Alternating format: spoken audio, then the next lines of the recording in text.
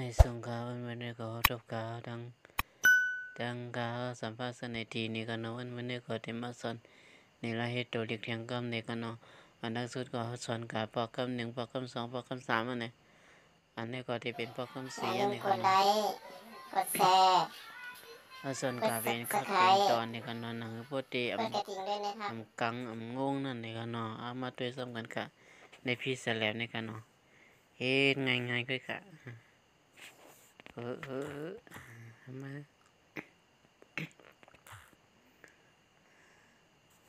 ในพี่สแลบนี่กันแอบตัวในค่ะเข้ามาเลือกใส่ค่ะเลือกเป็น YouTube Channel ค่ะมาเลือกสีปืนหลังค่ะจะเลือกสิ่งไหนกันเนาะแล้วก็จะเลือกไฟนี่กันเนาะ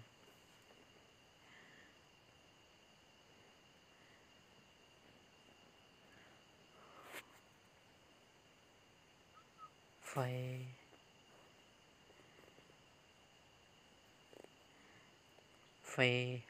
ที่เต็มมาไฟหักเนี่ยเนาะ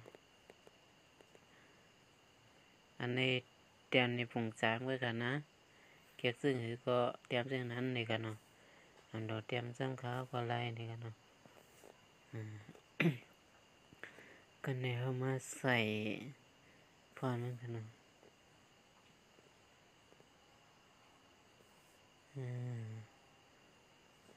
ที่เป็นมาซึ่งไหนกันเนาะ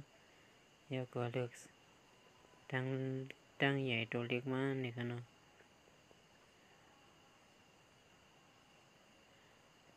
กันนั่นค่ะเดี๋ยวก็มาเลือกเงามันกันเนาะเงามันในเขาเดี๋ยวสีแรงนี่กันเนาะก็เพราะว่าเดี๋ยวตัวเล็กไฟนี่กันเนาะ กันเดี๋ยวก็มาเซฟค่ะเซฟก็เกียดยังค่ะ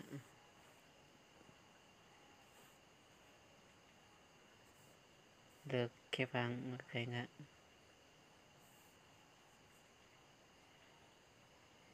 เข้าซอย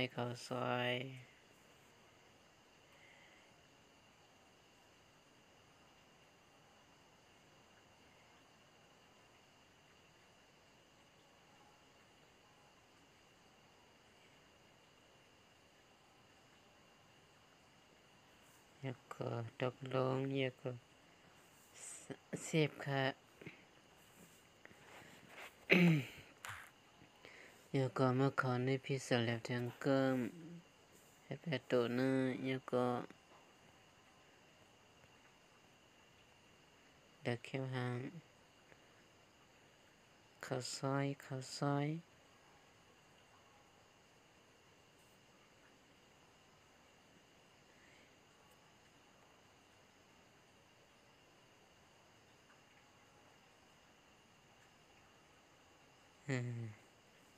แล้วก็เลือกแค่พังเพียงค่ะนี่กันนะไฟหักนะคะแล้วก็มาใส่ปันกันในมันใส่ฟันกันในมันนี่กันเนาะเดี๋ยวมาใส่ฟันเงามันกันเนาะ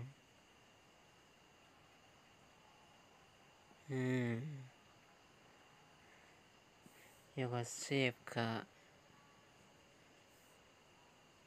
เดี๋ยวก็เกียดแทงเกิมค่ะ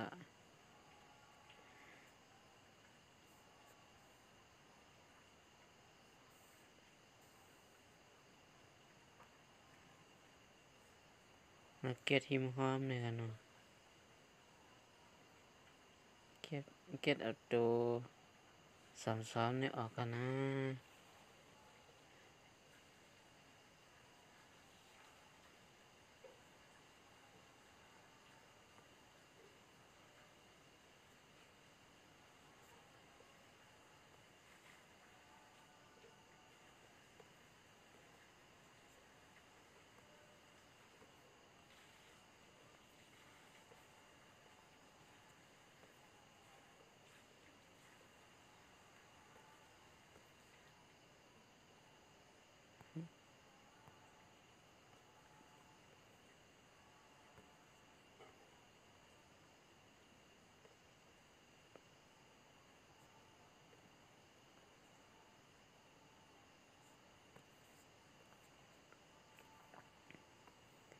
kết phần mộtกันเนาะฮูฮาที่ไหนเก็ตหมดอะ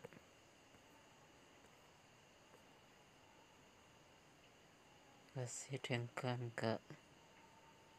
เลือกตัว3เลยค่ะแล้วก็มาด้วยใน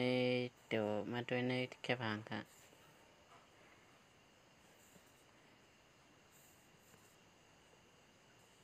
ด้วยในอัลบั้มค่ะ